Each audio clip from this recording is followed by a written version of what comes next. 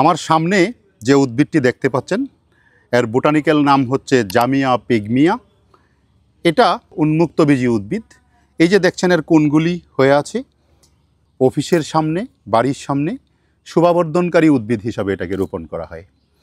এবং এর যখন কোণগুলি হয়, এই কোণগুলি দেখতে বেশ সুন্দর। আপনারা দেখতে পাচ্ছেন নিচ থেকে যে উঠে এসেছে, বেশ দৃষ্টিনন্দন। শুধু তাই নয়, এর যে পাতা, এর পাতার গঠন শৈলীটা খুবই সুন্দর, যে কারণে এটাকে বাগানে রোপণ করা হয়। এই জামিয়া গাছের কিছু অংশে গ্লাইকোসাইডস থাকে, যা বিষাক্ত এবং স্নায়ুতন্ত্রে ক্ষতিকর প্রভাব ফেলতে পারে।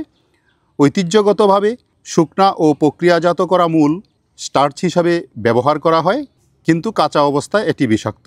অনিয়মিত প্রক্রিয়াজাত করলে এটি লিভারের ক্ষতি, স্নায়বিক সমস্যা, ক্যান্সারের ঝুঁকি বাড়াতে পারে। তাই আধুনিক চিকিৎসায় এটাকে সরাসরি ব্যবহার করা হয় না। তবে বাড়ির আঙিনায়, অফিসের প্রিমিসেসে এটাকে রাখলে খুবই শোভা ছড়ায় এবং শোভাবর্ধন উদ্ভিদ হিসাবে আমরা সাধারণত এই উদ্ভিদটি রোপণ করে থাকি।